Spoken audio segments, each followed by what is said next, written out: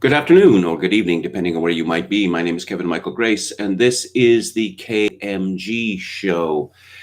Yes, it's debate night, and as a result, the show is going to be somewhat shorter because this will give me and you a chance to be well victualed for the debate. Let's see, this is from CNN. Presidential debate tonight, times, issues, and things to look for. Eric Bradner and Dan Merica. Donald Trump could face the most direct challenge of his presidency to his handling of the coronavirus pandemic, the economy, and his personal conduct in his first debate against Democratic nominee Joe Biden on Tuesday. Trump and Biden meet in Cleveland tonight for the first of three debates, a socially distanced affair in which the candidates won't shake hands. Fox News host Chris Wallace is the moderator. If I remember correctly, from 4 years ago, Chris Wallace was the best of the debate moderators. The other two, especially Lester Holt of NBC, might as well have been on Hillary Clinton's campaign team. The audience at about 70 will be limited compared to previous debates, and everyone attending the event at Case Western Reserve University will undergo testing for COVID-19 and follow other health safety protocols. The debate is set for 9 p.m. Eastern Time and will last 90 minutes without any commercial breaks. The topics for the debate are the Trump and Biden records, the Supreme Court, COVID-19, the economy, race and violence in our cities, and the integrity of the election, according to the Commission on Presidential Debates. Each segment will last about 15 minutes, and the candidates will have 2 minutes to respond after the moderator opens each segment with a question.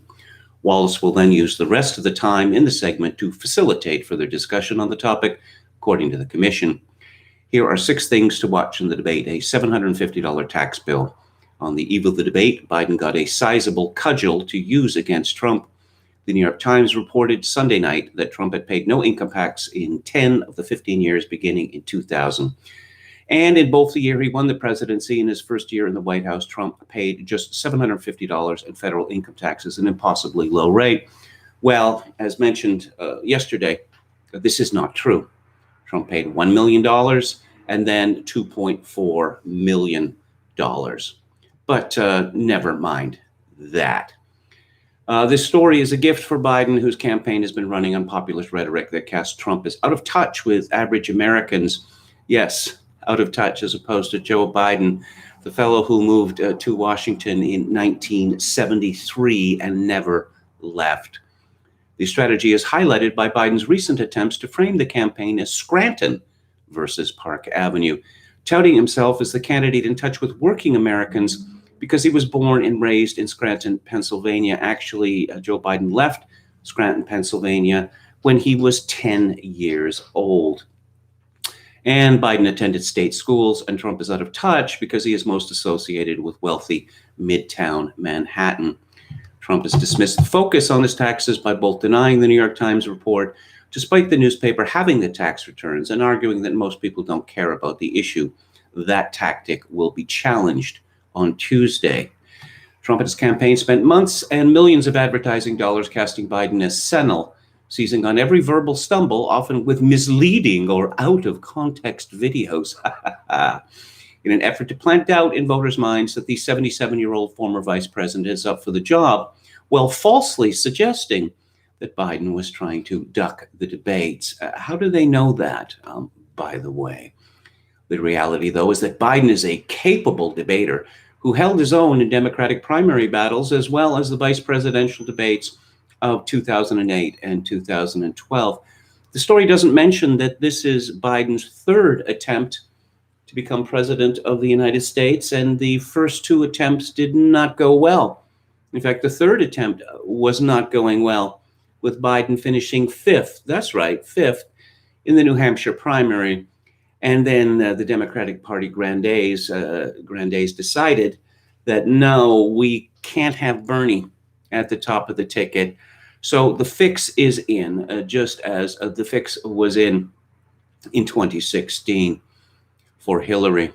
Seemingly late to grasp the likelihood that setting such low expectations for Biden could backfire, the president in recent days pivoted to a new baseless theory on Twitter to explain away a potentially strong Biden performance, one Trump used without evidence against Hillary Clinton in 2016, too, that Biden will take performance-enhancing drugs.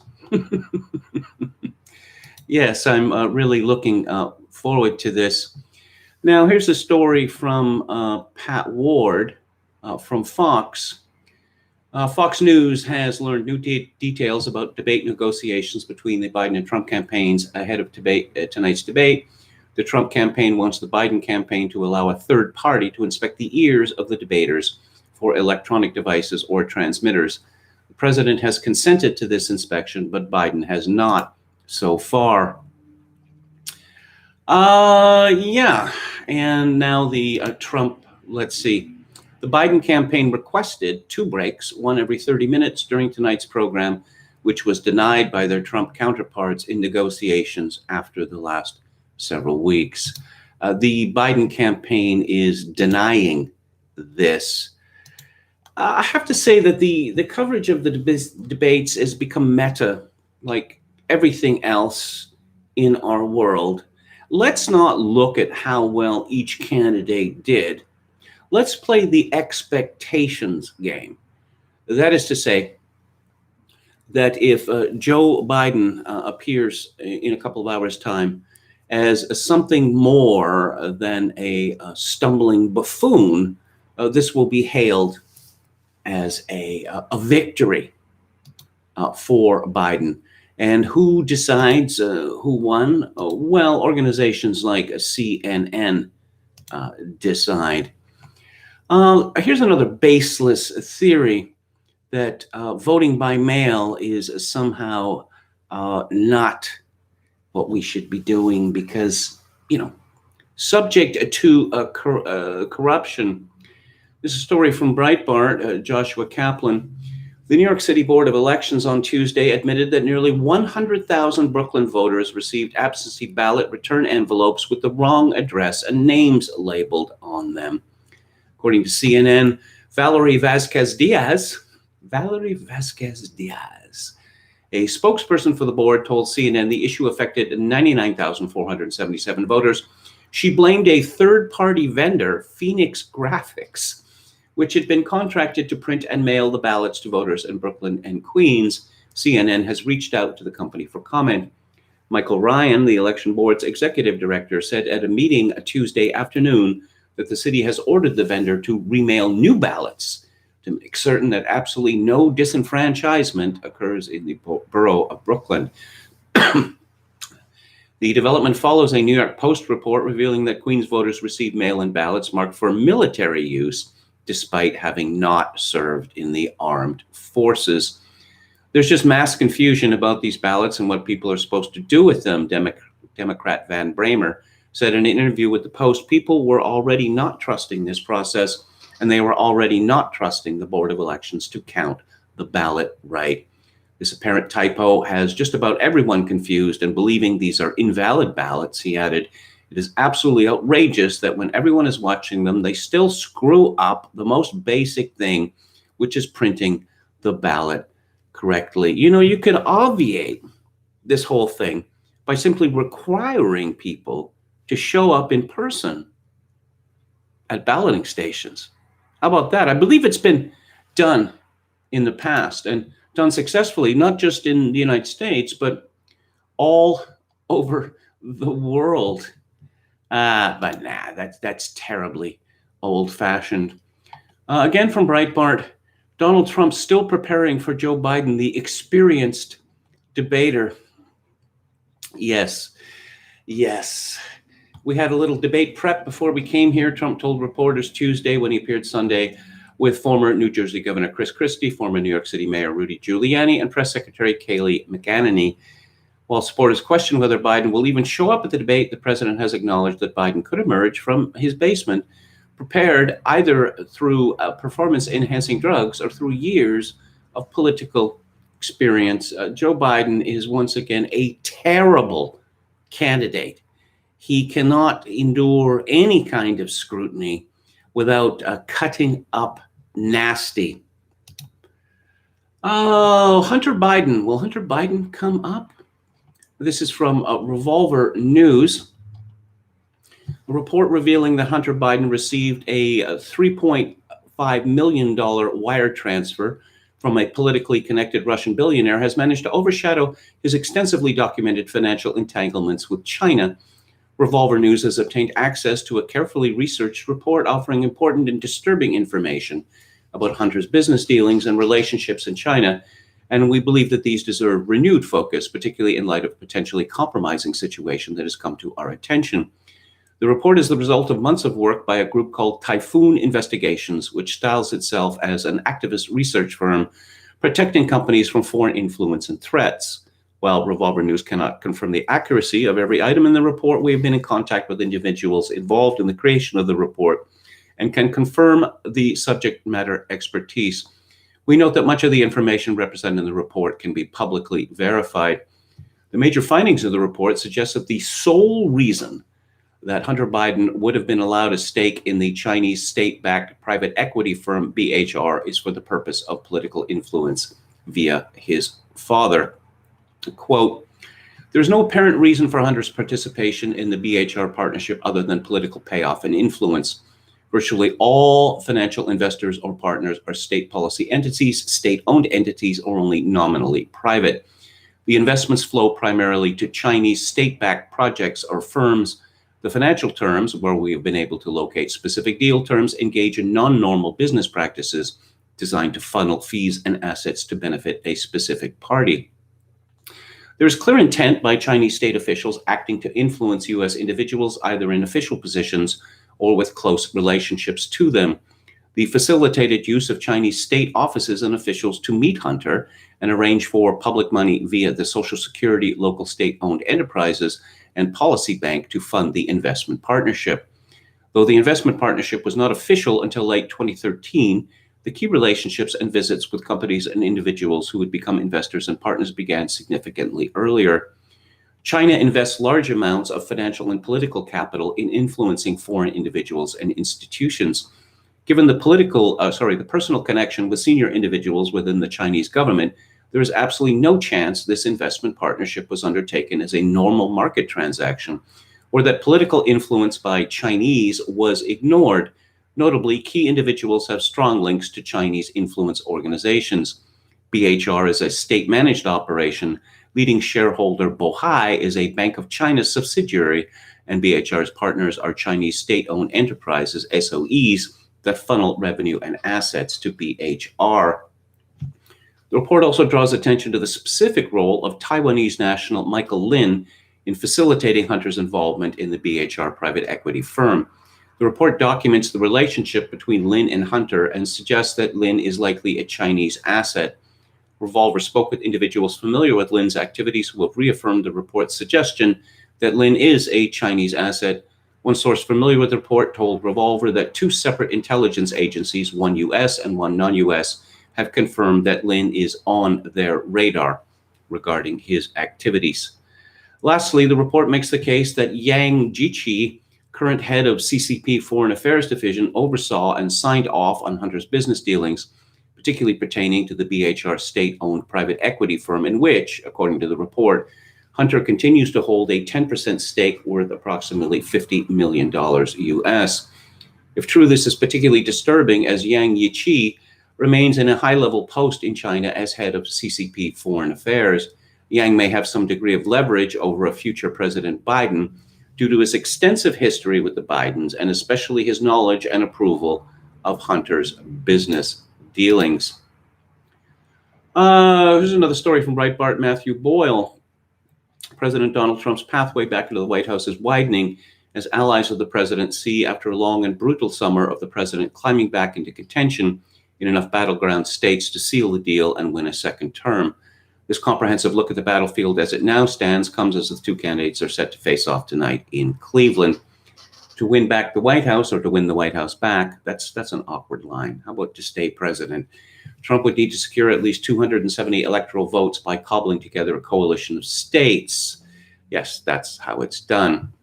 Trump allies break down the Electoral College into four tiers. Tier 1 are the red states, include the following: Idaho, Montana, North Dakota, South Dakota, Alaska, Wyoming, Utah, Nebraska, Kansas, Oklahoma, Missouri, Arkansas, Louisiana, Alabama, Mississippi, South Carolina, Indiana, West Virginia, Tennessee, Kentucky, Georgia, Texas, and Arizona. Winning all those would secure the president 191 electoral votes. In all but 3 of them, his victory is all but assured. In Texas, Arizona, and Georgia, however, the Democrats are competing and attempting to flip them, but signs in each of those 3 states of a Trump resurgence have emerged of late. Most recent polling in Georgia suggests the president has recovered there and is not at risk at losing to Joe Biden, as in the case of Texas.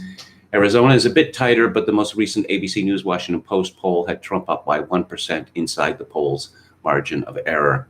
Tier 2, Trump allies believe, is a pair of states worth another 24 electoral votes combined, Ohio and Iowa.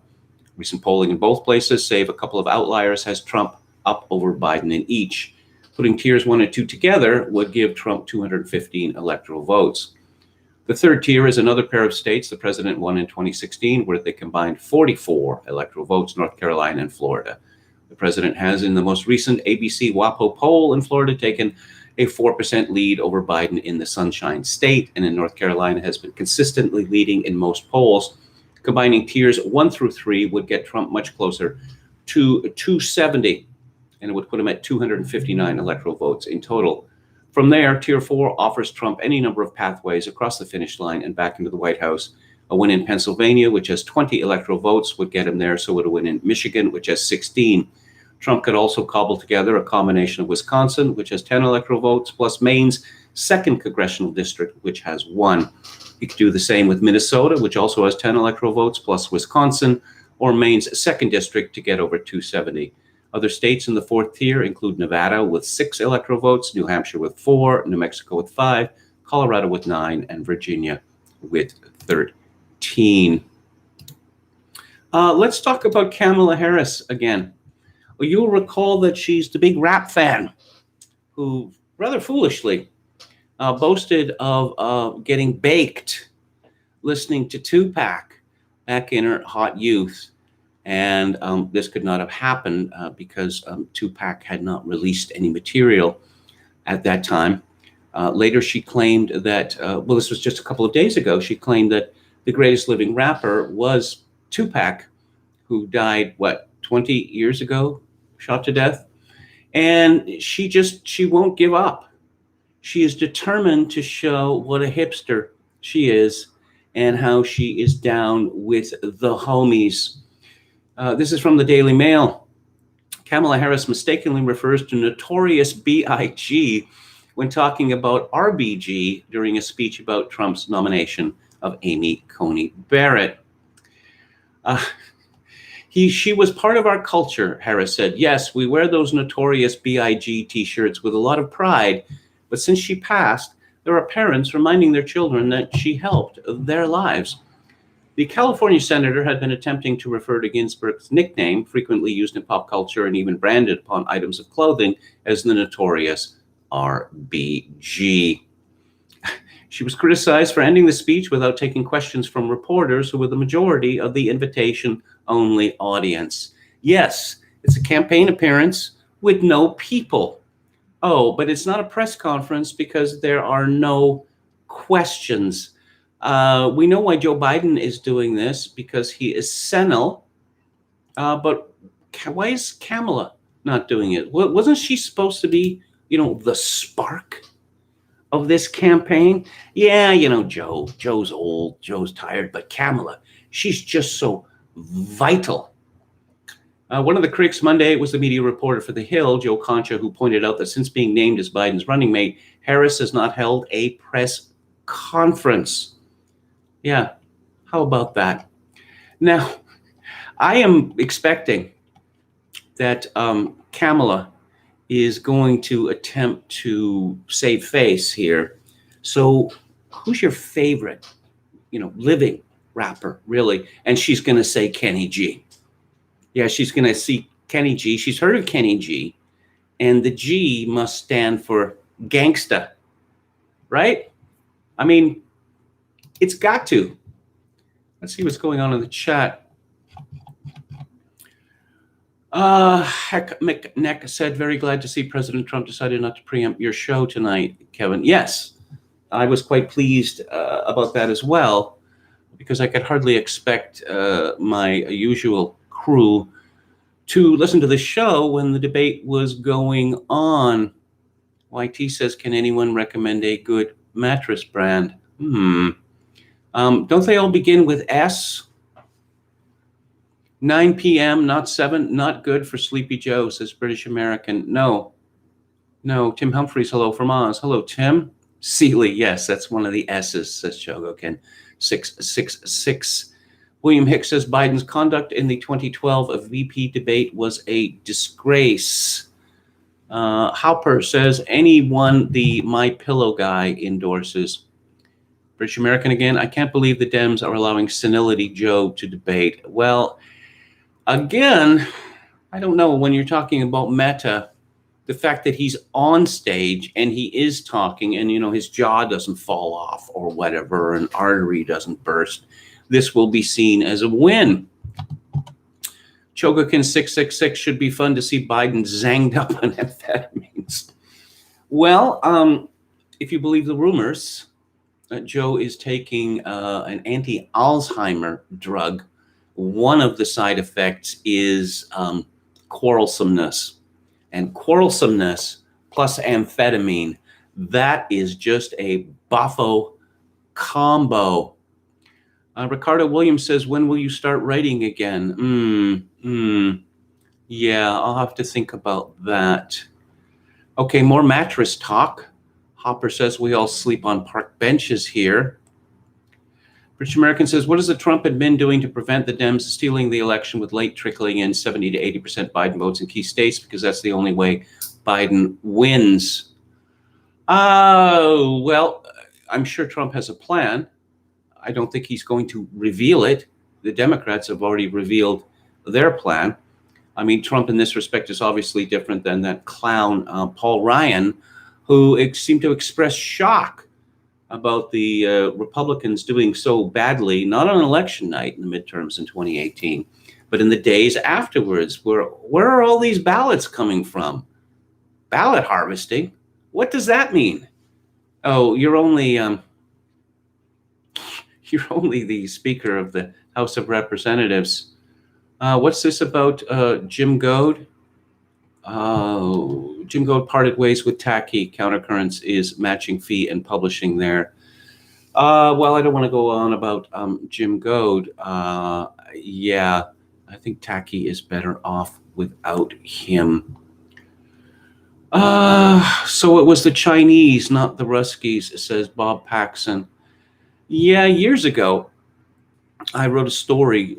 One of the stories that I wrote that got the most attention of any of the stories that I wrote over the years was about Chinese influence in Canada, Operation Sidewinder, the CSIS report.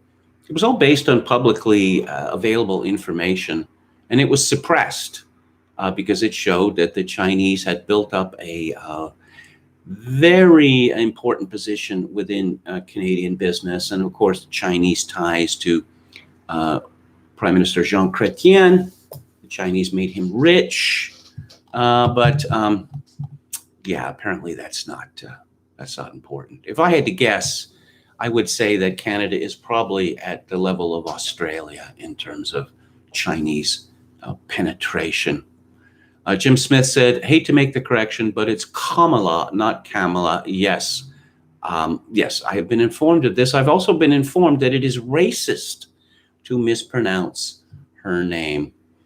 Well, I suppose her parents should have thought of that before they came up with a ridiculous non-American name for their daughter. Oh, she's carrying on about equality. And of course, I've seen pictures of her with a caste mark on her forehead. And no one wearing a caste mark gets to talk about equality. Jay Smith says, Jim says, how do you know? Where does Kamala herself say that? No, the word has gone out. Again, when she was appointed to this position, the memo went out that this is how her name is pronounced. And again, if you don't do so, then you are racist. What's this about Deborah Harry from William Hicks rapped about the man from Mars eating bars and eating cars, and now he only eats guitars. A Dem operative made a big deal of the pronunciation on Tucker Carlson, plus the stepkid's nickname, Mamala. Chokakin666, hope Kevin talks about Ilhan Omar. I did yesterday. Ballot harvesting, 300 ballots in some Somali's car. Look, if you have an odd name, if you have a non-standard name, then you're going to have to get used to people mispronouncing it. That's the way that it goes. Yes, and various rude nicknames for Kamala. Yeah, okay. I'm not particularly worried that I am mispronouncing her name. Here's a story from The Atlantic, and again, shameless. The Fox News powder keg. Was it really happening? Even Fox News couldn't decide. Just after 8:30 p.m. on November 8th, 2016, Fox's Chris Wallace tried to articulate what the world was seeing. We're all at least coming to the conclusion tonight. Conclusion's the wrong word. Open to the possibility, Wallace began, Donald Trump could be the next president of the United States. Megyn Kelly erupted in laughter beside him. Why? He was the Republican nominee. It was an alien sentence, a string of words that didn't belong together. Wallace laughed too. I said it's just a possibility. Yes, and of course the news media is not biased against Donald Trump. No. That's outrageous. That's misinformation. Most people use the word chaos to describe the night of Trump's election, but every major network, including Fox News, was extremely cautious before declaring him the winner. It wasn't until 2:40 a.m. Wednesday morning when Fox anchor Brett Baier squared to the camera for his sweep of history monologue. Pennsylvania, a blue state in every presidential candidate contest since 1992, had flipped red.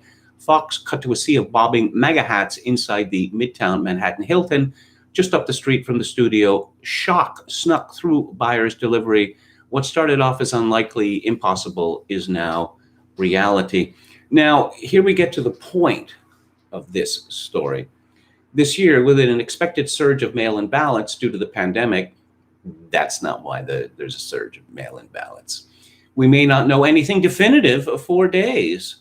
As my colleague Barton Gellman wrote, there is a blueprint for Trump to never concede should any shred of doubt remain about the outcome. Television executives have no gentleman's agreement about how to handle this scenario. And at no network is the absence of a playbook more consequential than at Fox News. It doesn't matter how CNN and MSNBC play this election. Fox will control the narrative. Evil Fox. There's just Fox. And of course, there's ABC, NBC, CBS, MSNBC, CNN. And of course, they're all cowering next to the might of Fox. You see, what they're telling you here, what the Atlantic is telling you, John Hendrickson, is that Fox is going to lie to America on November 3rd, saying that Trump won. Because as we know, there's going to be, a gazillion ballots coming in for days or perhaps weeks after November the 3rd. And it would be outrageous not for all of these ballots to be counted. The fact that they are all, as pointed out, 70 to 80% for Biden, that's just a coincidence. What's the narrative going to be there? Poor people, minorities, hardest hit by COVID-19, and they can't possibly be expected to go to the ballot box. That's what we're going to hear. And to not count votes, a week, 2 weeks, 3 weeks after November the 3rd would be, among other things, racist. Okay, yes, the curse of Trump strikes again. Andrew Napolitano, the former judge and TV pundit, is in very serious trouble. This is from the Mail. New Jersey waiter sues Fox News legal analyst Judge Andrew Napolitano for $15 million after he was forced to engage in bizarre sex act involving father-son role play. James Kruzelnik, said in 2015 when he visited the TV star at home, he was forced to spank. I'm not going to go. I'm not going to go any further than that. The judge is accused of sexual assault, abuse, and battery, and the plaintiff wants $15 million in damages. This is the second man who is accused, Judge Napolitano, of sexual abuse. And of course, Napolitano, the story goes, at least Trump has peddled this story, that Napolitano is as they say in the U.S. history books, a disgruntled office seeker, that he thought that Trump was going to appoint him to a high judicial position, and that did not happen, with the results that we all know, that Napolitano has become one of Trump's fiercest critics. But again, curse of Trump strikes again. Let's look over at J5 Killer. From Real Election Analysis, in 2016, Hillary won Florida Hispanics by 30 points. Trump is winning Hispanics against Biden, according to left-wing Florida polls. Tell me with a straight face, Biden is winning Florida. J5 Killer says, just remember, Trump doesn't need to win the debate in the traditional way. He just needs one moment that can be memed into a million online knockout blows. You'd be in jail. That's from 2016 against Hillary. And no man in the history of modern politics has ever been better at producing meme moments. Someone named Echo Chamber had said Trump is drawing media attention to Biden's drugs, mental decline, and need for earpieces. By calling for conditions, he's trying to unnerve Biden like Bobby Fischer did to Boris Spassky. That was back in 1972. And J5 Killer has responded with a picture of Donald Trump surrounded by or next to and grasping hands with Muhammad Ali, Don King, the boxing promoter, and I believe two-time killer, and the Reverend Jesse Jackson. They're going to try and tell us that Trump hates black people. All the evidence is in the other direction. So let's go to the obligatory COVID-19 roundup. I'd rather thought that, or let's put it this way. I did not imagine that by the end of September, we'd still be embroiled in this absolute madness. But, here we are. The second wave is here. The second wave is going to kill us all. And that's what some politicians are saying. I'm trying to think of which king it was, which English king, was it Henry VI, who got bounced because he was just not up to being king at a very sensitive time. But Boris Johnson, Mad King Boris, he's gone completely bonkers. He just, okay, why don't you just pick a stand on COVID-19 and, just stay with that for a while. See how that works out. I mean, how hard can it be? Peter Hitchens wrote on Sunday, the Prime Minister is like a man who finds a wasp's nest in his house and burns the house down to get rid of it. The wasps, having more sense than him, flew off as soon as they felt the heat, but the house is gone. Now he stands by the smoldering ruins, blaming everyone but himself for this futile catastrophe. I suspect that some of the things he said on Tuesday night will bring him down, especially the outrageous threat to use troops. If we had been as well behaved as he pretends to believe, how can such things be justified? His actions make nonsense of his words. It was the same when he said, I'm deeply spiritually reluctant to make any of these impositions or infringe anyone's freedom. No, he is not. If he was, he would have listened to the many brilliant experts whose wise counsel he has ignored from the start, such as Sunitra Gupta, John Lee, and Carl Hennigan. They would have told him that the wild prophecies of Imperial College and the equally wild projections offered on Monday night by Messieurs Valence and Whitty, undertakers to the nation, were not necessarily right.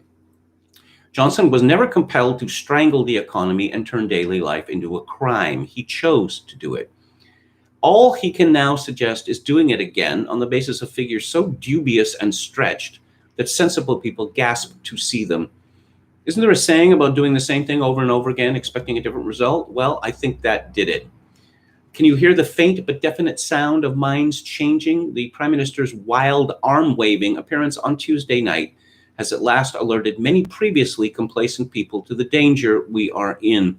The poor man had plainly taken leave of reality, such that even his most loyal supporters now wonder if this can go on. After long, slow weeks of coaxing the nation back to work, he told everyone to go home again. A large part of the crazy, unenforceable tangle of new regulations seemed to be based on the belief that COVID spreads only when you are standing up. Millions of eyes opened to the discovery some of us made long ago that anti-social distancing rules are not based on serious research, but on random guesswork and a desire to frighten us all into doing anything they tell us. After spending piles of funny money bribing the nation to go out to restaurants, he slammed new and dispiriting restrictions on them. Business owners who had assumed until now that he must know what he was doing finally broke cover to say these new rules would destroy jobs. Actually, they have already done so. The Chancellor, Rishi Sunak, chose on Thursday to avoid any reference to the true economic state of the country. It is too frightening, and he knows it. When he eventually does produce a budget, it will be one of the most miserable and stringent anyone has ever seen. Instead, he found a clever way of voicing his despair with the direction of the government. The reckoning is coming far too late, but at least it is coming. Let us hope it comes quickly. The faster this absurd Maoist experiment is brought to an end, the more survivors there will be. And, okay, so what's the latest? From Reuters, British ministers prepare for social lockdown in northern Britain, London, according to The Times. Let's do it all over again. Boris, of course, had COVID-19 himself, or so we are told. And perhaps he's got a touch of the Joe Biden about him. He tweeted earlier today, "Apologies, I misspoke. In the Northeast, new rules mean you cannot meet people from different households in social settings indoors, including in pubs, restaurants, and your home. You should also avoid socializing with other households outside. This is vital to control the spread of coronavirus and keep everyone safe. If you are in a high-risk area, please continue to follow the guidelines from local authorities." And as Peter Hitchens responded, well, you know, you said it or you didn't. You meant it or you didn't. He says, that's the sort of thing Ronald Reagan used to say. Either you meant what you said or understood it or you didn't. If not, whatever is going on, you're prime minister, and as I recall, very much wanted the job. Oh, how about this? This is from the London Sun. And you think that this sort of thing, this sort of news might have some sort of effect, might kill the mindless panic. Flu and pneumonia killed 10 times more people in the UK than coronavirus in the last week, official statistics show. It's the 14th week in a row in which the seasonal winter bug has claimed more lives than COVID-19 in England and Wales. Yeah, but you know, what about the second wave? The second wave is going to make up for this. The second, you know, got to count on the second wave. It's not just the Conservative Party that has lost the plot with regard to COVID-19 in England. Daniel Zeichner is a Labour MP for Cambridge. He tweeted this. I can hardly believe this. A story from The Guardian. Pizza Hut confirms 29 UK restaurants to close, putting 450 jobs at risk. Closures to be spread across the UK, including branches in London, Glasgow, and Cardiff. His response was, more Cambridge jobs sliced. Sliced. Get it? And then a pizza emoji. It's all a big joke. He's got his job. He doesn't have to show up. He doesn't have to do any work. He doesn't have to respond to constituents. But no, let's have a laugh at the 450 employees of Pizza Hut in England and Wales who are going to lose their jobs, because that's just ever so funny, don't you think? What's the story in Canada? Glenn Pearson, a former MP who writes for National News Watch, who may be the smuggest man in the Canadian media, which is saying quite something. He says that Canadians have earned the right to be subtly smug in this great drama. We have placed evidence above politics, health above recklessness, and public security over stupidity. And if the polls are correct, we are growing increasingly worried over what's to come. That says something about us, and we should take a measure of comfort from our caution. Canadians never need to earn the right to be smug. It's baked in the cake, you know? That's what it is. Oh, yes. Ontario is in a COVID-19 second wave, according to Conservative Premier Doug Ford, saying that his government was looking at all options to combat an alarming surge in cases. Ford said the 700 latest cases reported by the province, the highest daily increase since the start of the pandemic, were extremely troubling, and called on the public to help fight the latest spike. Yes, it's just a question of willpower. Once again, we're just going to shake our fist at that virus and say, yeah, you want a piece of me? You want a piece of me? Now, let's see. Let's look at this story, which is from the Canadian Press. And, yes, cases, the latest figures prompted Ontario's hospitals to call on the government to reinstate restrictions in those regions. Okay. How many people are in the hospital because of COVID-19 in Ontario? How many people are in? Here we go. Here we go. The government said Monday that 128 people are currently hospitalized in Ontario during the COVID-19, including 29 in intensive care. That many, huh? That many. It doesn't seem like a proportionate response. But we left all that behind a long time ago. Barely over 100 people in the hospital and a couple of dozen in ICU, and Ontario has a population of 14.7 million people. Disorder, debacle, rebellion, backers turn on Britain's PM, according to Agence France Presse.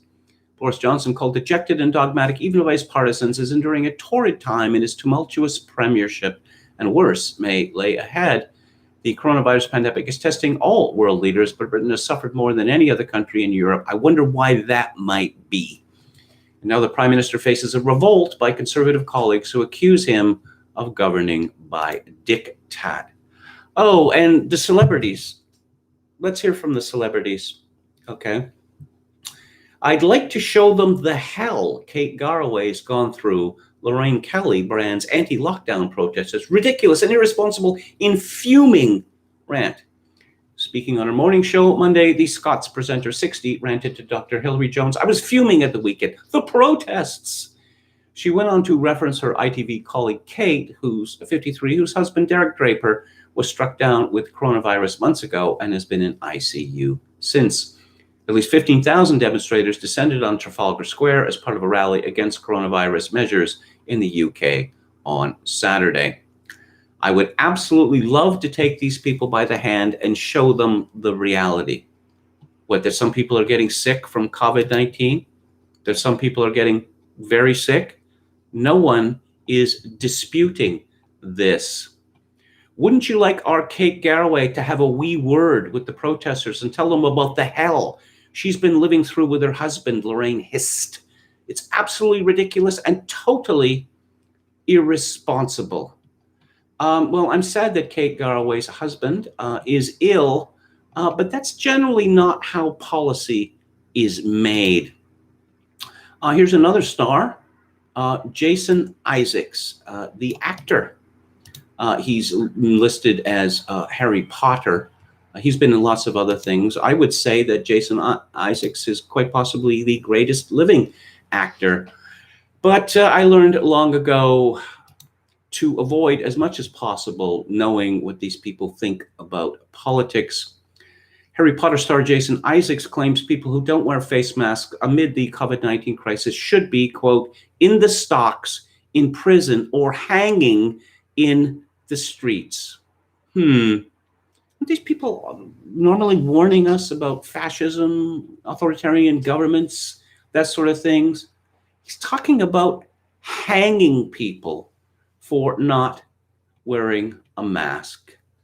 I'm less annoyed by the people who don't wear masks who should be in stocks or prison, but the people who don't wear it over their nose, or the people who pull it down to have a chat and then pull it back up, they should be hanging in the streets.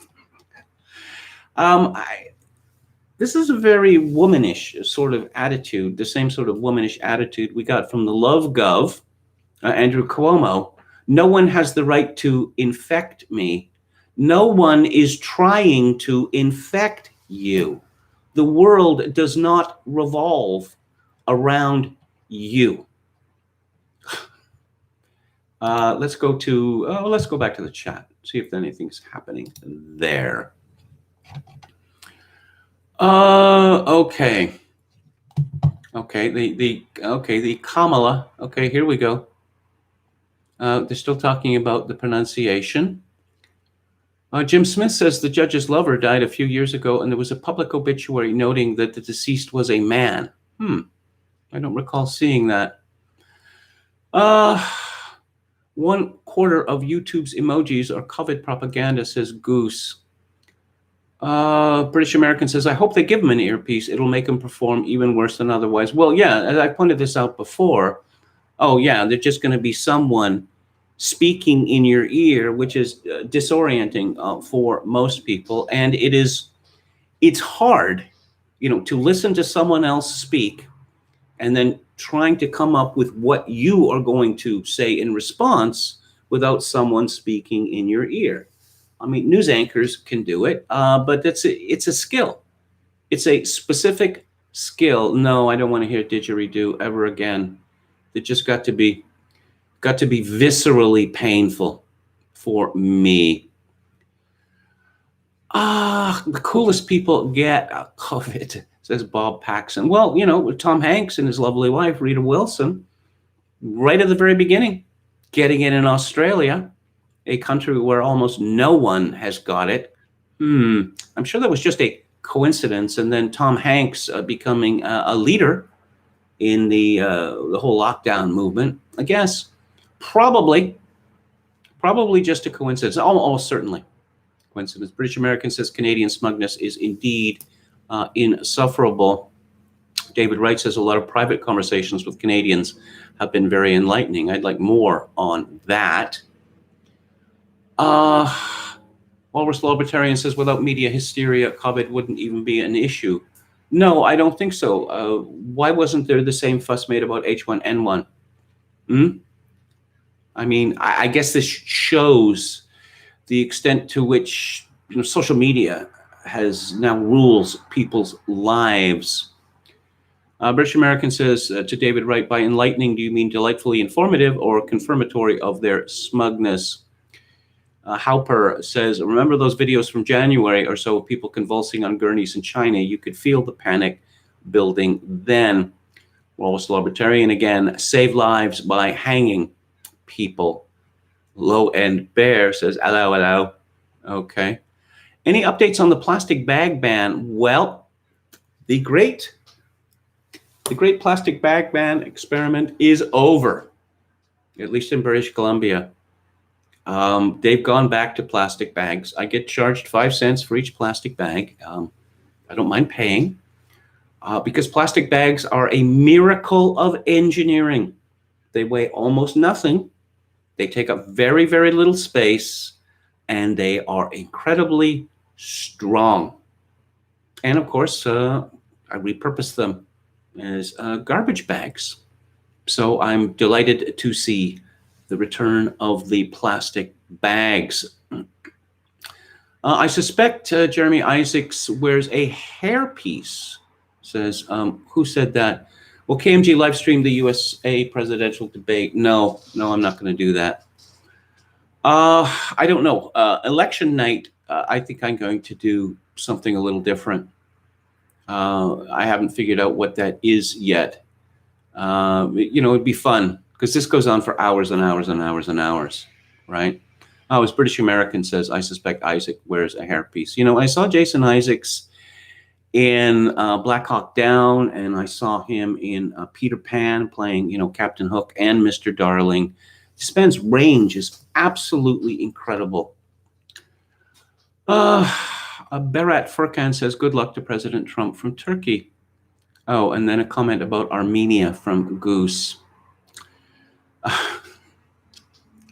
Accent. I can do some accents, here,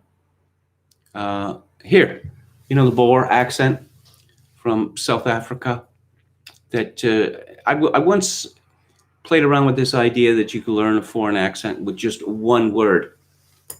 And for South African, for the Boer accent, the word was blix, as in, we have a lot of trouble with blix in our country. KMG, this is from Anran. A lot of stores are now using plastic bags that are no stronger than tissue paper. Not in my part of the world. Oh my God, you spent 20 cents on a bag? No, 5 cents per bag. And I'm glad you appreciated that. We don't hear very much about South Africa anymore since it has become a hellhole. What the rape and certainly the rape capital of the world, maybe the murder capital of the world as well. Bill de Blasio, the mayor of New York City, says he'll fine anyone in New York who doesn't wear a mask in public as the infection rate surpasses 3% of the first time since June, thanks to 9 Brooklyn and Queens neighborhoods where cases are skyrocketing. Yes, isn't it funny how the places with the most stringent lockdowns have had the worst results? It's almost as if that could have been predicted. Coronavirus pandemic has driven overdose deaths up in 40 states as lockdowns and COVID-19 anxieties worsen the U.S. opioid crisis.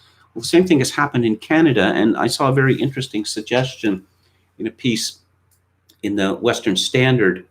The Western Standard used to be Ezra Levant's magazine, and it ran out of money and it folded, and then it was decided, not by Ezra Levant, but some other people, to keep the website alive.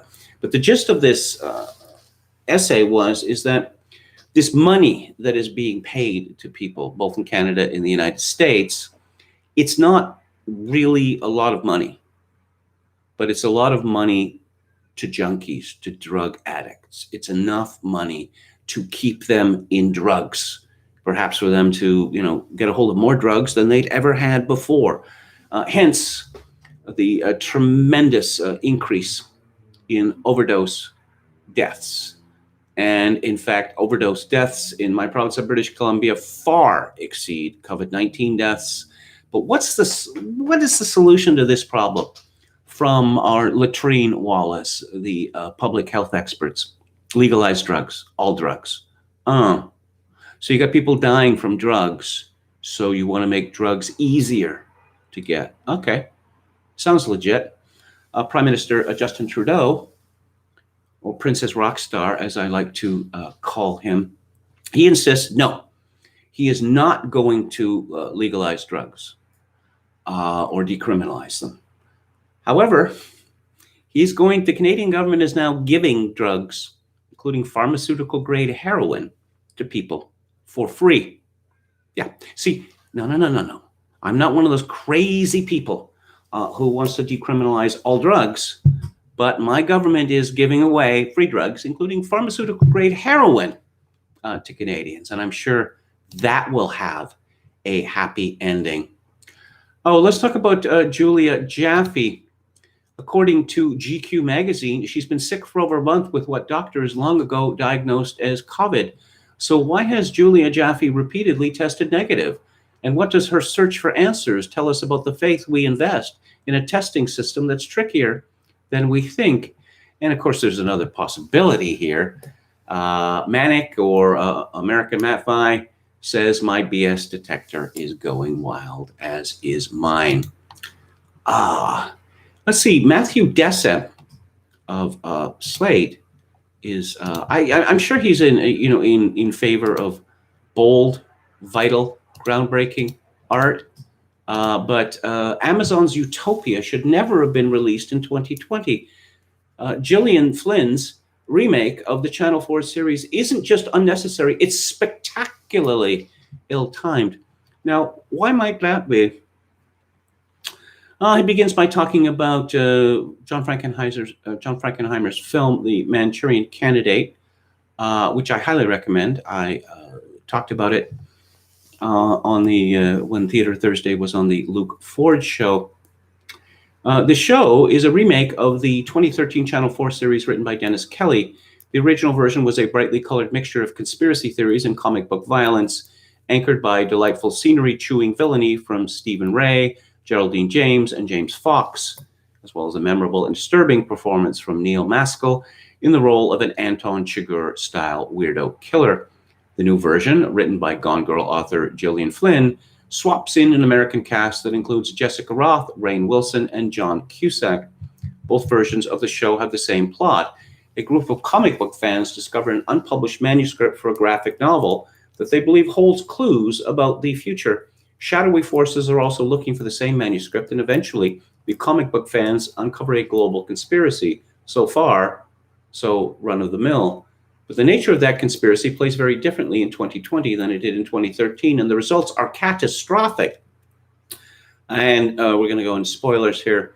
As the characters discover, the reason the comic book contains clues to things that haven't yet happened is that it was drawn by one of the architects of a plan designed to stave off planetary collapse as the population rises and fossil fuels run out. Here's the plan. 1. Convince the general public that there is an outbreak of a deadly new virus. To sell the story, poison or otherwise kill people, then attribute their deaths to the phony virus. 2. Once the fake pandemic is up and running and the public is terrified, announce that there is a vaccine that can defeat the virus. 3. With the help of global elites, NGOs, and world governments, inject everyone on the planet with this vaccine as quickly as possible. 4. Surprise! The vaccine is designed to permanently sterilize all but a certain percentage of the people who take it. Sit back and relax as the global population drops from 7.8 billion to around 500 million in a single generation, ushering in a new era of plenty. You can probably see the problem here. And it's an insurmountable one. We are in the middle of an actual pandemic. Yeah, okay, fine. It's a pandemic. Yeah, that doesn't mean everyone is going to die. A staggering number of Americans sincerely believe that the pandemic is a politically motivated hoax. Well, that's what happens when your governments lie to you over and over and over again. And an equally staggering number believe vaccines were harmful years before COVID-19 emerged. It's not the filmmakers' fault we're in this mess. It's not their fault so much of the public is superstitious and gullible. Unlike the media, which told us that Saddam Hussein had weapons of mass destruction. You know, from the New York Times on down. Gotta invade, because Saddam Hussein, he's a clear and present danger to the world. Also, he had something to do with 9/11. Yeah, gullible. Media is more superstitious and gullible as anyone. Even if everyone who sees Utopia is capable of distinguishing fact from fantasy, and that's vanishingly unlikely in a nation that is sending QAnon followers to Congress. Oh, that's so sad. It's impossible to enjoy a story where the heroes persuade themselves that shadowy forces have manufactured a phony pandemic to trick people into taking a dangerous vaccine when those exact beliefs are helping to kill hundreds of thousands of Americans. Really, it's beliefs that are killing Americans. It's not a virus. It's their beliefs. And one gets the impression that people who write for Slate magazine believe that people who support Donald Trump don't deserve to live. I'm reminded that when David Mamet's film, she wrote and directed, called Spartan, came out, that the fellow who reviewed films for what the American Spectator, I can't remember his name. He's some with ethics and public policy think tank.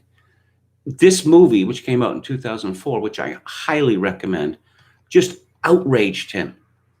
What the idea that the president of the United States would allow his daughter, would not rescue his daughter who had been kidnapped. They didn't know it was his daughter, because then this would reveal his disgusting personal behavior. Oh, that's just, can you imagine? What, President of the United States doing something like that? It's almost as if, President of the United States lying under oath. No, wait, that already happened. Yes. And then we were told everyone lies under oath about sex. I mean, come on. Why are you such a Puritan? It's as if all that had never happened. Oh, let's hang on here. Here's a story from Rappler.com. Actually, it's from Agence France Presse. And it's about Pope Francis. We need to break with the present climate of distrust, Pope Francis says in a video address to the UN General Assembly.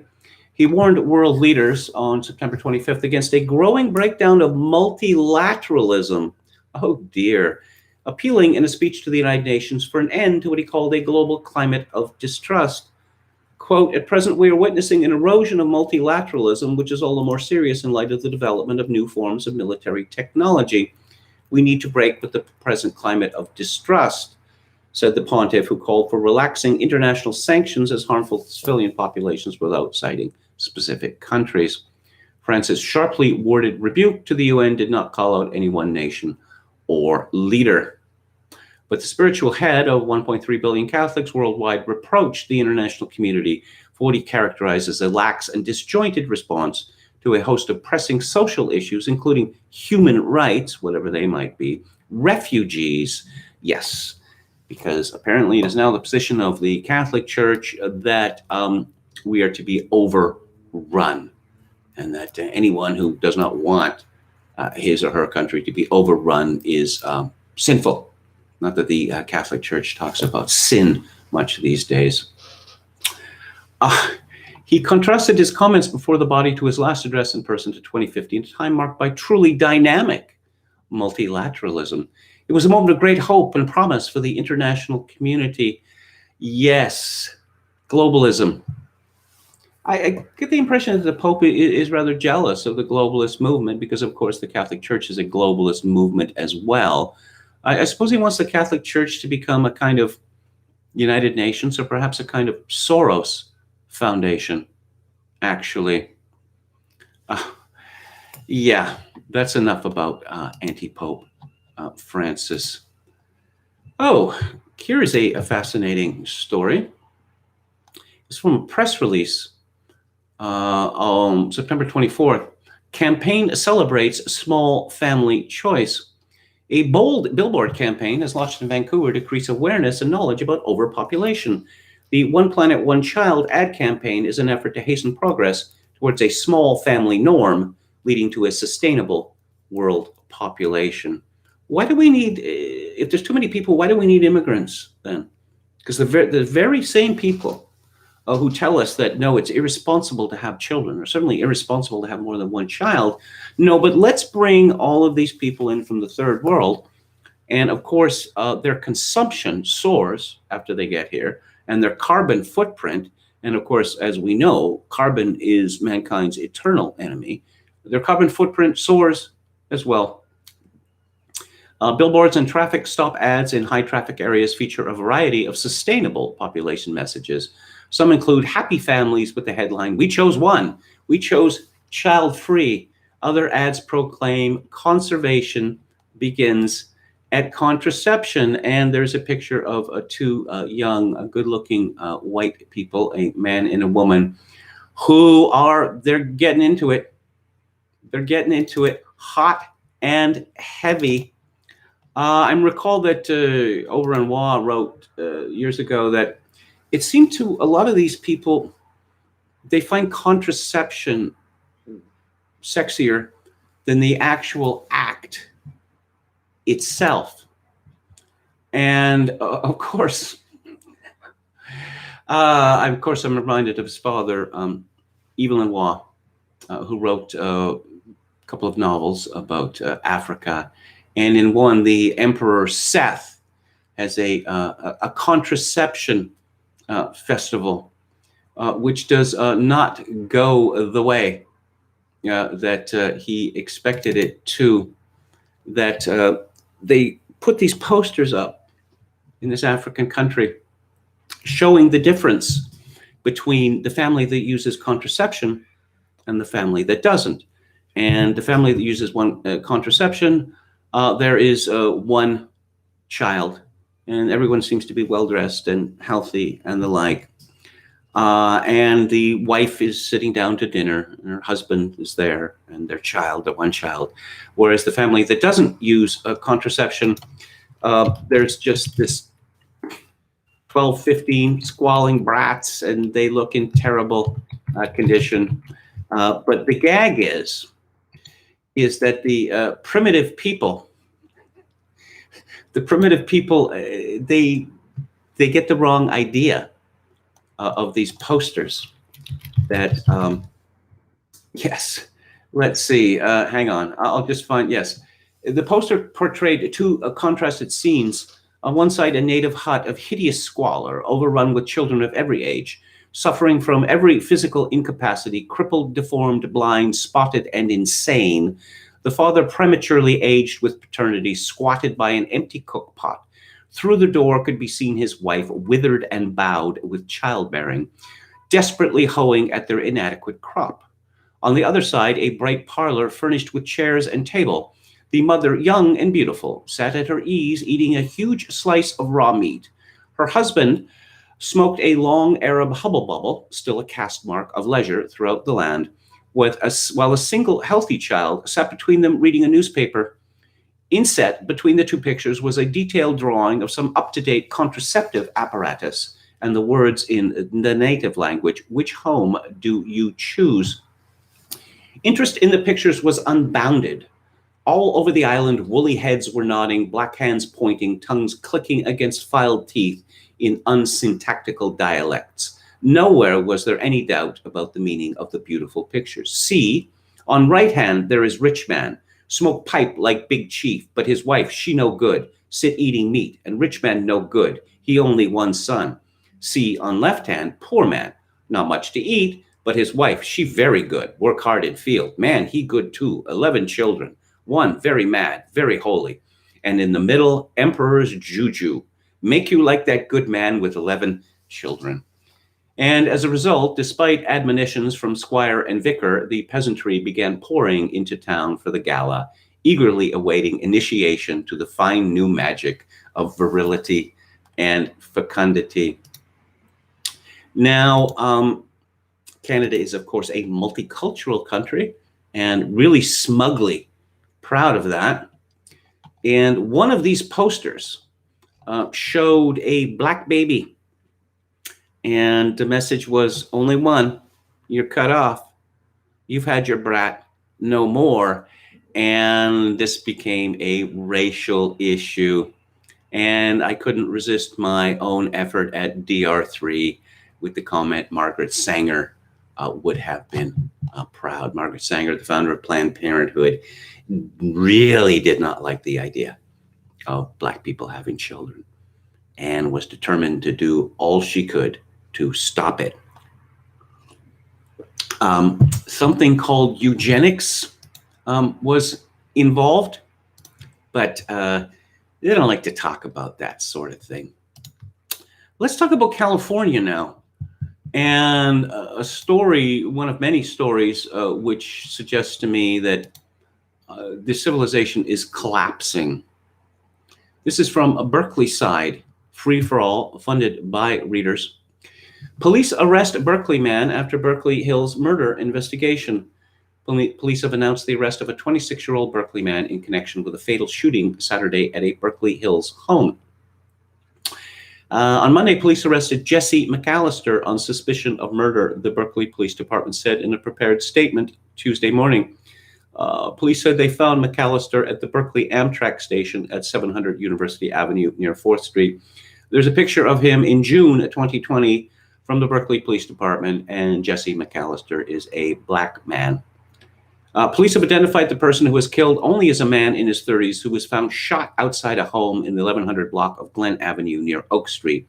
The Alameda County Coroner's Office said Tuesday that the man's name is not available to release. Here's where the story gets good.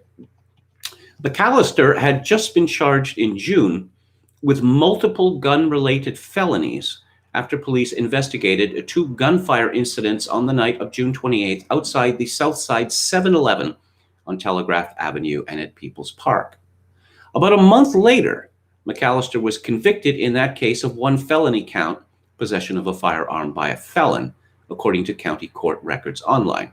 He already had several felony convictions from separate cases in 2014 for assault with force likely to produce great bodily injury and burglary. McAllister was released from Santa Rita Jail in late August and placed on probation with a suspended sentence for his recent conviction. What do you have to do to be imprisoned in California? I guess that is the question. While I'm talking about English novelists, I will mention Muriel Spark. I suppose in the middle part of her career, her writing became very spare indeed, very terse, and rather strange.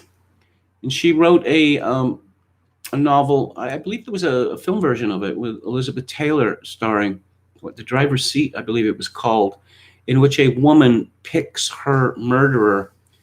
And I've often wondered about this to the extent that, victims choose their killers.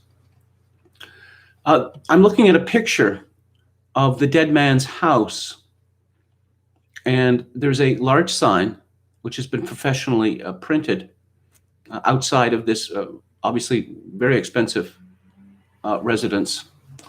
And this is what the sign says: "We believe Black Lives Matter. No human is illegal. Love is love. Women's rights are human rights. Science is real. Water is life. Injustice anywhere is a threat to justice everywhere." Doesn't it rather seem that this man chose his killer? Why would anyone want to live in California now? It's clearly, it's the bossiest state in the United States, where, of course, Christianity is not yet proscribed, but they're getting pretty close. And Gavin Newsom, isn't he another one of those devout Catholics? Yes, he is very much into the prescription of Christianity because, I don't know, it involves people meeting together. Yeah, they did this in the catacombs, in the early days. But now they're told, no, you can't do that. And then, okay, fine. No. The government says we're not allowed to meet. So, obviously, regardless of what God commands us, we have to listen to the government. Here's a sad story from the Mail. Famed Napa Valley winery is destroyed by the glass fire as 2,000 are ordered to evacuate, and the blaze sweeps through the area, leaving a trail of destruction in its wake. The glass fire broke out in the early hours of Sunday near St. Helena in the Napa Valley, 50 miles north of Napa.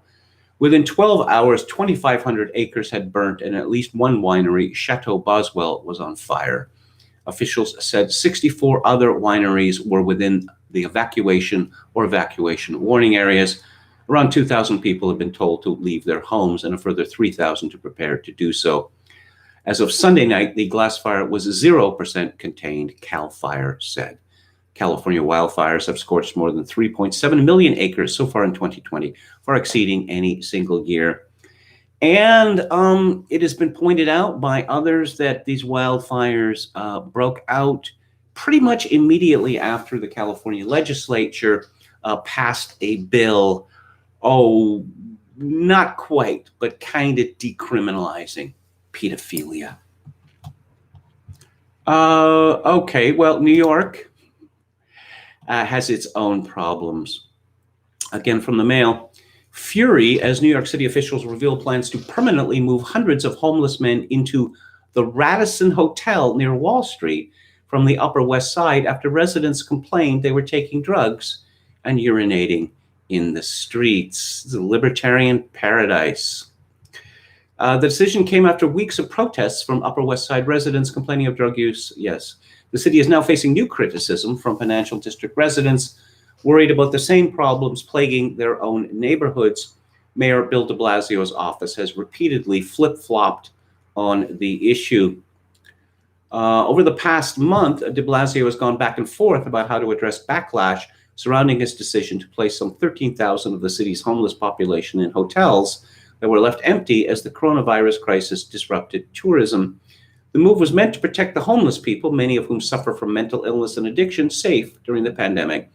But many residents living near hotels turned shelters voiced outrage over the initiative, saying that the growing homeless populations diminished their security and quality of life. Well, as it turns out, I have some personal acquaintance with this issue, not in New York City, but in Victoria, where I lived until a few weeks ago.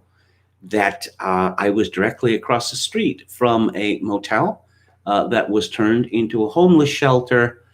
And every time I went onto the street, it was like chud. I thought, if I stick around here long enough, one of the chuds is going to get me. I just saw and heard absolutely shocking scenes. I don't think New York or Victoria have gone as far as San Francisco, which actually delivers drugs and alcohol to these people. I don't know. It seems like a pretty good gig. You got a place to live for free. I don't know what other services they lay on, but you get your drugs and your booze for free. Again, was it de Blasio or Cuomo was railing against these people who are leaving New York City? It seems they're making it pretty easy, or they're making it pretty difficult for people who want to stay. And of course, the Upper West Side, rich people live there. But of course, Wall Street is where the rich people work. And if the rich people decide to leave New York City is in very serious trouble. Okay, let's have another look at the chat here. I think I'm going to wrap this up around 5:30 Pacific time for reasons stated earlier. Got to get ready for the debate.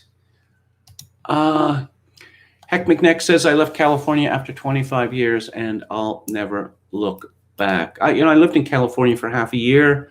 San Diego, which is a beautiful city with outstanding climate. Downtown was just deserted, as so many American downtowns are. The only people on the streets were alkies, druggies, and crazies. And I had to catch a bus there to get to work. This is why, one of the reasons, I guess, why, people don't do that in the United States. And it was a harrowing experience. As KMG talked about Van Morrison, I'll talk about him tomorrow. Again, I didn't get around to listening to the song. My apology. Goose said, the smoke here had cleared yesterday, but now it's back worse than it had been in a week or two. I guess this means the wind isn't blowing these, towards the monastery at least. YT says, I was told about 400 people from Cali alone come to Arizona daily. Goose says, yes, my county's most recent fire is called Zog with 2 G's. Francis Parkman says, San Francisco is beyond parody. It is beyond parody. Donald Robertson says, the left have fallen into an abyss of bad thinking. Again, are you going to live stream the debate? No, I'm not going to live stream the debate. It's, I might tweet a little bit, but the whole live streaming thing, it's, I don't know.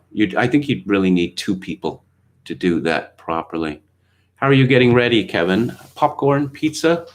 I got a bunch of coupons for low prices and some free stuff from Carl's Jr. And I've never seen a Carl's Jr. before, not in my country, but there's one a couple of blocks away. So I think I'll pick up some food from them. Okay, I want to talk about the fashion industry and how much I hate it. Michaela Cole, 32, says she is freezing her eggs just in case she wants a child in the future, as she wows on the cover of British GQ for their Heroes issue. How exactly is this woman a hero? I've talked about her previously on the show. Michaela Iwurabu Boki Collinson, born in 1987, is an English actress, screenwriter, director, producer, and singer. She is best known for creating and starring in the E4 sitcom Chewing Gum, and she now stars in the BBC One HBO comedy drama series I May Destroy You, which is just absolutely ridiculous. The premise is absolutely ridiculous. But so, yeah, she's a hero, okay? And I'm looking at her, this cover shot. She's wearing just a stupid outfit, a long coat, a rather handsome coat, but there's some skirt that goes beyond that and is white, and she's wearing trainers, very large trainers. So I'm looking at her on the picture of GQ, on the cover of GQ. What was it? The Heroes issue. Michaela Cole, actor, writer, visionary. Interview by Donald Glover. I've talked about Community and how much I love that show, and Donald Glover is one of the funniest men alive. I'm kind of getting the impression he doesn't want to be funny anymore, which is sad. But this picture is absolutely shocking. This woman should not be on the cover of a fashion magazine with her shaved head and forbidding appearance. You see, in recent years, there used to be this thing called models, and you put models on the cover of fashion magazines. Modeling is a kind of acting. It's a kind of restricted form of acting. But now, because of this, what I've dubbed the excess of secular democracy, we have to put real people on the cover of fashion magazines, which is it's decadence. So the models on the fashion magazine covers have gone from beautiful to striking to the stuff of nightmares. And this Michaela Cole looks like, she looks like she should be starring in a horror film, and then another horror film, and then another horror film, because she is terrifying looking. But the fashion industry has fallen victim to what Michael Polanyi called the inversion of values, and that which was previously thought hideous, it is demanded of us that we accept this as beautiful. Okay, let's go to Canadian Corner here. It's very easy to become a permanent resident of my country, Canada. Ridiculously easy. You just claim that you're a refugee, all right? And the best way to be accepted as a refugee in my country is to destroy your documents. But hilariously, we have all of these people from China claiming to be refugees because they're opponents of the regime. If you were an opponent of the regime, they wouldn't have let you on an airplane. And everyone knows this. We've had all these people come from the Punjab claiming they're political refugees. And when they get their status in Canada, what's the first thing they do? They go back to the Punjab for a holiday, because apparently they're not afraid of being arrested or killed. We've had similar situations with Iraq, Iran, lots and lots of countries. But this is, I wrote extensively about immigration over the years, and this is a sort of a new low or high in refugee scam. Gay man and straight woman can form conjugal relationship, Canada's federal court rules. This is by Nicholas Kung, I don't know how it's pronounced, in the Toronto Star. It's a heartwarming story. They met in university and became confidants. She always had romantic feelings for him, but he's gay. On a trip, they had sex and she became pregnant. Both agreed to commit to raising the child together. Despite the couple's different sexual orientations, can theirs be considered a conjugal relationship? In a groundbreaking judgment involving a spousal immigration case, Canada's federal court, Canada's looniest court, has entered uncharted territory by broadening the definition of conjugal relationship to include mixed orientation couples who are otherwise committed and dependent on each other. In granting an appeal by the gay man and his heterosexual partner, referred to in the court as AP and AM, Justice Janet Führer, yeah, that's right, the German word. That's right. This is too funny. So the Immigration Appeal Division was wrong and unreasonable in rejecting their spousal sponsorship application. Ooh, bias, closed mind. Okay. And here's the lawyer for the couple. The story doesn't address the question of who paid the doubtless stupendous legal bills for this case. And of course, I have this sick feeling that the Canadian taxpayer paid. So the couple's lawyer, Athena Portokalidis, said, the fact that this case even exists speaks to the fact that there's doubt about these relationships. It's 2020 and society's become more accepting of different forms of relationships. It's time the law catches up. People pass judgments on things they don't understand and can't relate to. That's part of the problem. I think the concept of mixed orientation relationship is coming more to the foreground now. There's even a Netflix show about it. I believe this is the first time that the Netflix precedent has been used in a legal case. Okay, so this guy comes to Canada. The man comes to Canada claiming that he's at risk in his home country because he's homosexual. Okay. So then he met AM at university and the two were close friends. They kept in touch after he fled to Canada and later decided to meet on a trip together. Yeah, okay, he's HIV positive. After a night on the town, they had sex, but they couldn't do it again because he's not sexually attracted to women, only to men. The tribunal rejected the couple on multiple grounds. AM does not know the name of AP's former partner, nor how long they were in a relationship. AM feigned any interest in AP's relationship history, which the IAD described as unusual in a genuine relationship. AP did not disclose to AM that he was gay until after the birth of their child. Such lack of communication and candor is not consistent with a couple engaged in a genuine conjugal relationship. So essentially, this guy scammed himself into Canada, and then he scammed this other woman from his home country into Canada.